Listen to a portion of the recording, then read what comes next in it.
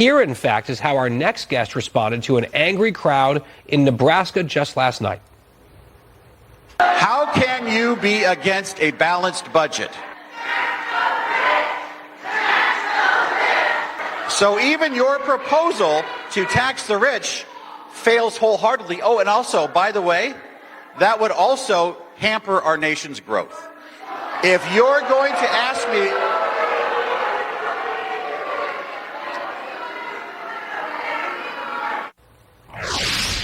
That man, Nebraska Congressman Mike Flood, joins us right now. Congressman, good to have you here. So I was looking up your elections past, including the most recent one, and you won your district handily, well into the double digits. It seems like the crowd last night will get a lot of attention. Oh, look, these Republicans are running scared from their own constituents. I'm not sure those people, if they were your constituents, some of them probably were, maybe not all of them, I'm not sure they're representative of your district. What do you say to that? Well, Donald Trump did outstanding in our general election here. I want to say north of 70-some%.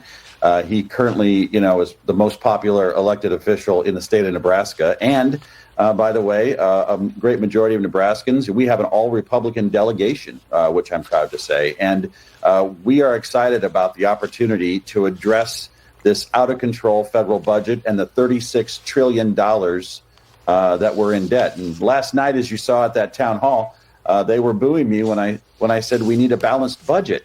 That's not even a red or a blue issue. It's an American issue. It's an issue that's going to affect all of us. So I guess color me surprised. I thought that was unique. I had never seen somebody boo a balanced budget before. I want to get your reaction. These are some new Fox News polls that just came out. It's the percent approving of congressional lawmakers among their respective voters. Congressional Democrats have a 49% approval among Democrat voters. Back in October 2023, it was 74%. Congressional Republicans among Republican voters, Congressman, 88% approval, up from 54%. That's astonishing and would seem to suggest that those folks with their lungs filled with oxygen shouting at you are those Republican voters.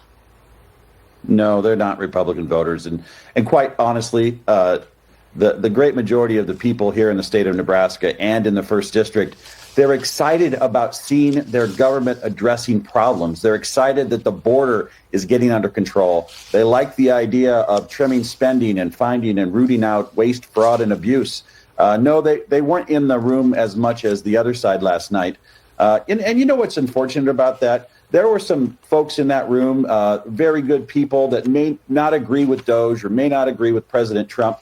They didn't get the chance to get their questions answered because of these organized protests that come in, and you've got people reading off their phones these questions that they've been handing out. But at the end of the day, it was an opportunity for me to hear what people had to say. And ultimately, at the end of the day, I want people in America to know that the 1st District of Nebraska is very excited about where the Trump administration is going. We see an opportunity to address the debt. And I can't tell you how many people have reached out today from every city that I represent and have said, thank you for having that town hall. It reminds us that we still have work to do to make sure people even understand how crippling the debt is and why it's important that we're tackling it. So, Congressman, some of your colleagues, I know there's been this guidance given, let's not hold town hall meetings because the left is organizing. They're putting people into these meetings and they're turning them into these circuses to then create a narrative of this big backlash that isn't necessarily representative. Do you think there's some truth to that, or do you think the message should be, let's hold them anyway because we need to be available to our constituents? Well, two things here. First of all, when I ran, I said I would always do town halls. I've always done them as an elected official. And the second thing I'll say is, and I really believe this, our ideas are in sync with where the American people want to go. I have no problem standing in the town square and defending those ideas and explaining those ideas and taking input. And while there may not be as many formal town halls, I want you to know my colleagues across the nation, they fanned out, they're accessible, they're engaging, they're holding roundtables, they're having town halls just like I had. We are out there, all of us, working to get the word out. And as Juan Ciscomani from Arizona shared a story with a bunch of us today. He was at a highbrow event down in his district in Arizona, and the lady that was like busting the table with the dishes and all that stuff, she comes up to him and she says, "Hey, would you sign this? I want your autograph." And he looks back, and everybody in the kitchen that's serving that event was waving and telling Juan how proud they were of his service. That's awesome. Those are the people that we are resonating with.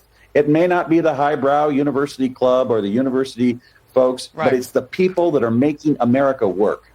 Congressman, thank you for being here. Congressman Mike Flood.